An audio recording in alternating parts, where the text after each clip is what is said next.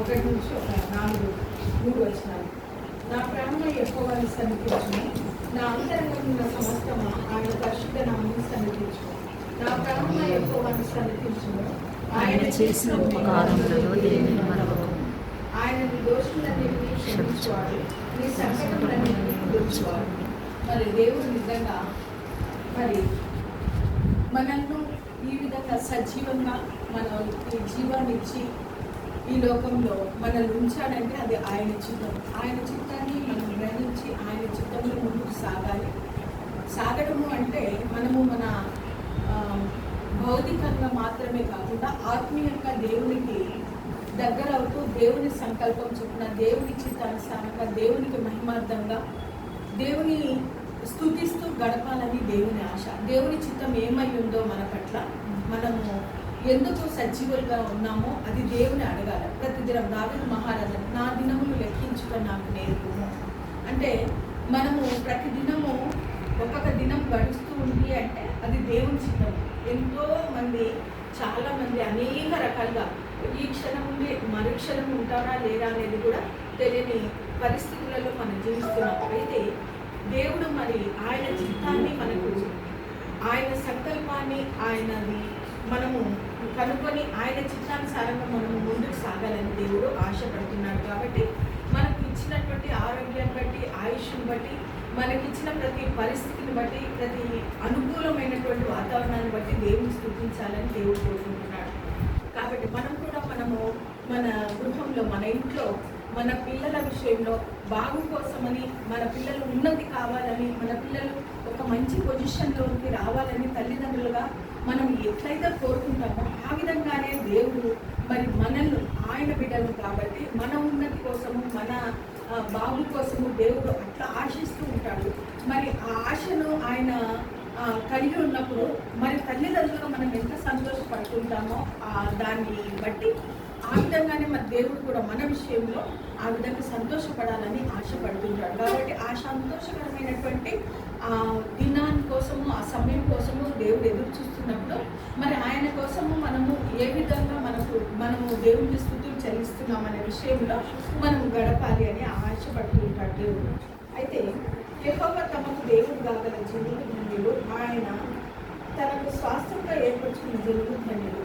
దేవుడికి మనల్ని దేవుడు ఏర్పరచుకున్నాడు, ఆయన బిడ్డలుగా చేసుకున్నాడు. ఎంతో మంది ఉంటున్నారు మరి రక్షణ లేనటువంటి వాళ్ళు, క్రీస్తు యేసు నిజమైన దేవుడు అని అంగీకరించినటువంటి వాళ్ళు చాలా మంది ఉన్నారు. ఎందుకంటే ప్రపంచం అంతా కూడా ఆయన సృష్టించినటువంటి సృష్టి, కానీ ఆ సృష్టిలో కొంతమందిని మాత్రమే దేవుడు ఏర్పరచుకున్నాడు, ఆయన రక్షణ మనకు ఇచ్చినాడు అంటే అది ఆయన సంకల్పం.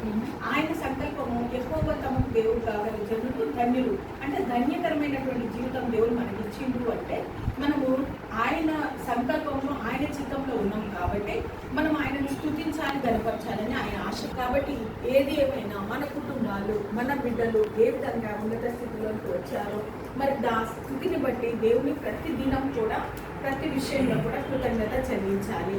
అది ఆయన కోరుకుంటున్నటువంటి మంచి హోమము, నైవేద్యము, బలి, మరి స్తుతి యాగము అంటారు వాటిని. కాబట్టి ఈ విధమైనటువంటి మరి పరిస్థితి మరి జయమ్మ కుటుంబంలో మరి దేవుడు నిజంగా జయమ్మ కుటుంబాన్ని దేవుడు ఎంతగానో దీవించాడు. మరి 2 కుమార్తెలను ఎంతగానో ఆయన ఆశీర్వదించి దీవించినాడు.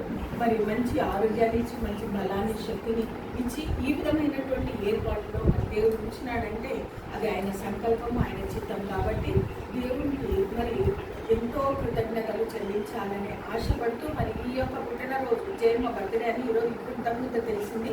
మరి నిజమే మరి మనము బర్త్డే అనేది తప్పకుండా చేసుకోవాలి. ఎందుకంటే మనము బర్త్డే చేసుకుంటున్నప్పుడు ఒకటి గుర్తుంచుకోవాలి, దేవా ఇన్ని సంవత్సరాలు నేను పుట్టింది అప్పుడు ఏ రోజు పుట్టినా ఒక రోజు పుట్టాను, దేవుడు మనల్ని పుట్టించిన అప్పటి నుండి ఇప్పటి వరకు నన్ను క్షేమంగా ఆరోగ్యం ఉంచావు. మరి ముందు ఇంకా నేను ఎన్ని రోజులు బ్రతుకుతానో అయితే నాకైతే తెలియదు. సర్వం జరిగిన దేవుడు అమ్ము కాబట్టి నీ చిత్తానుసారంగా నన్ను నడిపించి మంచి ఆరోగ్యాన్ని తెచ్చి ఆయుష్ను తెచ్చి నీ చిత్తానుసారంగా నేను జీవించాలి. నీవు ఏ విధంగా అయితే నీ ఇష్టం నాపైన నీ చిత్తం నాపైన ఏ విధంగా ఉందో నేను ఆ విధంగా బ్రతకాలి ప్రభు, నా దినాలు నేను లెక్కించటం నాకు నేర్పించు అని దావీదు మహారాజు ఎట్లయితే అడిగాడో ఆ విధమైనటువంటి అడగటంలో మనం ఈ యొక్క కృతజ్ఞత అనేది ఏర్పాటు చేసుకోవడం అనేది చాలా సంతోషించదగ్గ విషయం. కాబట్టి ప్రతి ఒక్కరం కూడా మన బర్త్డే చేసుకుంటున్నప్పుడు ప్రార్థన పూర్వకంగా దేవా ఇన్ని రోజులు మమ్మల్ని నీవు సజీవంగా ఉంచినావు, ఆరోగ్యాన్ని ఇచ్చినావు, ఆయుష్ని ఇచ్చినావు, మంచి మరి కుటుంబాలను ఇచ్చినావు.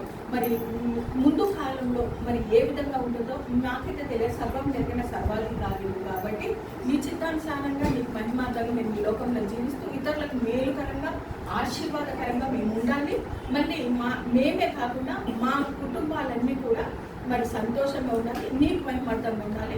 నా ద్వారా నా కుటుంబం ద్వారా నీకు మహిమ రావాలి ప్రభు అని ప్రార్థిస్తూ మరి వేడుకోవాలి. ప్రతి ఒక్కరం కూడా ప్రతి ఒక్కరము మరి బర్త్డే చేసుకున్నప్పుడు ఇలాంటి మంచి ప్రార్థన అనేది దేవుడు కోరుకుంటున్నాడు. కాబట్టి తప్పకుండా మనము మన కుటుంబాలన్నీ ఆ రకమైనటువంటి మార్గంలో రావాలని ఆశిస్తున్నాను.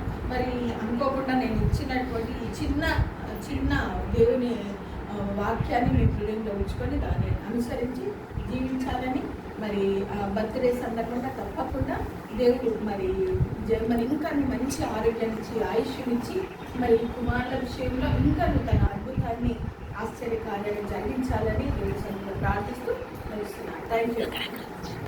26 వచనాలు సంఖ్యాకాండము 26 26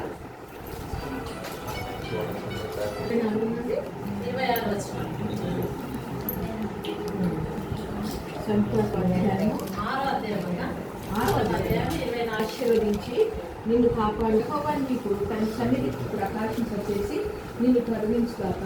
యెహోవాని మీద తన సన్నిధి ఉదయింపచేసి నీకు సమాధానం కలుగజేయుగాక. అట్లు వారు ఇశ్రాయేలు మీద నా నామం ఉచ్చరించడం వలన నేను వారిని ఆశీర్వదించను. ఇది మరి మన బైబిల్ అంతట్లో చాలా ముఖ్యమైనటువంటి దేవేన. యెహోవా నిన్ను ఆశీర్వదించి నిన్ను కాపాడుగాకని మరి అలనాడు ఇశ్రాయేలీయులకు ఇచ్చినటువంటి వాగ్దానమే మరి రేపు కూడా రాబోయే సంవత్సరాలలో మంచి దేవుడి దీవెనలు ఉండాలని కోరుకుంటున్నాను. అట్లనే 127, 128 కీర్తనలో చూసినట్లయితే మనకందరికీ తెలిసినటువంటి వాక్యాలే. నీ పిల్లలను నీవు చూచెదవు అనేటటువంటి వాక్యం అనేది చాలా గొప్ప ఆశీర్వాదము మానవులమైనటువంటి మనకు. మరి తనకు చిన్న వయసులోనే మరి వివాహం అవ్వడము, చక్కగా చిన్న వయసులోనే నలుగురు బిడ్డలు జన్మించడము, వాళ్ళ పిల్లలను ముగ్గురు మన్మరాళ్ళను చూడడం అనేది కూడా దేవుని యొక్క గొప్ప భాగ్యం అని మరి ఈ సందర్భంగా గుర్తు చేస్తున్నాను. ఇందాక చెప్పినట్లుగా కీర్తన మేలుతో నా హృదయంలో తృప్తిపరచుచున్నాము అనేటటువంటి ఆశీర్వాదాలను దేవుని భవిష్యత్తు కాలం మంచి ఆయుష్యం ఇచ్చాడంటే దేవుని యొక్క ప్రణాళిక మన పట్ల ఏమైనదో మనం గ్రహించుకొని దేవునికి అతి సమీపంగా ఇంకా మరలా మనము జీవిస్తూ మన బిడ్డలను కూడా దేవుని వైపు నడిపించాలనేది తల్లిదండ్రుల. కాబట్టి మరి భవిష్యత్తు కాలంలో ప్రశాంత్ మరి సన్ని వివాహాలు కూడా మంచి సంబంధాలు సెట్ అవ్వాలని మనం ప్రార్థించాలని కోరుకుంటూ ఈ ముగిస్తున్నాను. Thank you so much.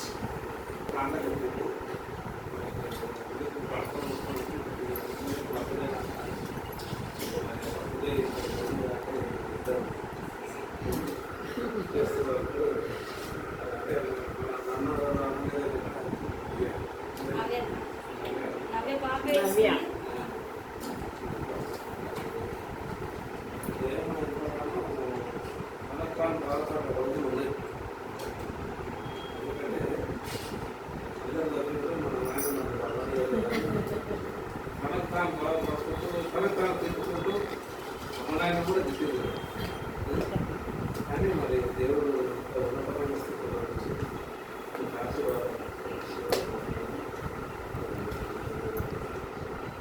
అందరూ వచ్చి దాన్ని సంతోషంగా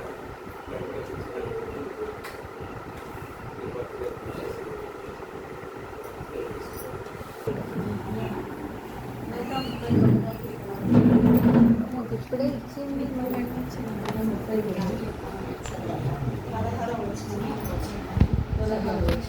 నేను పిండంగా ఉండగా నీ కన్నులు నన్ను చూచెను.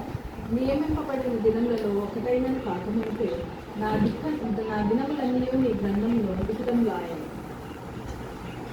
దేవా, నీ తలంపులు ఎంతో నాకెంతో ప్రియమైనవి, వాటి మొత్తం ఎంత గొప్పది. వాటిని లెక్కించదని అనుకుంటున్నా అవి ఇసుక కంటేనే ఎక్కువై ఉన్నాయి. అదొకటి కింద ఇది నేను మేల్కొంటున్న ఇంకా నీ ఎదునే ఉంది. దేవుడు నన్ను ఎంతగానో ప్రేమించాడు. మా అమ్మ గర్భంలో నేను ఉన్నప్పుడు 3 నెలలు ఉన్నప్పుడు మా అమ్మకు ప్రమాదం జరిగిందంట. చాలా పెద్ద ప్రమాదం. అయితే ఆ ప్రమాదంలో తల్లి బిడ్డ ఇద్దరు చనిపోవాల్సిన ఆ సమయంలో దేవుడు నన్ను భిన్నంగా ఉన్నప్పుడు తన కన్నులు కనిపించేసినది. ఈ భూమిపైకి కనిపిస్తుంది.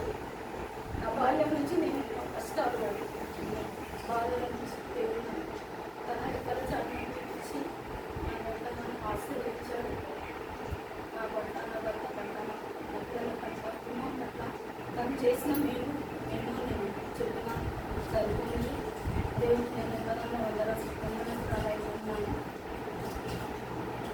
అదేవిధంగా దేవుడు నా జీవితంలో నాకు ఇచ్చిన రంగంలో లోపాలను బట్టి దేవుడు నేను ఎంతగానో వందనాలు చెల్లిస్తున్నాను. ఆయన చేసిన మేలు, ఆయన చేసిన కృప ఎంతో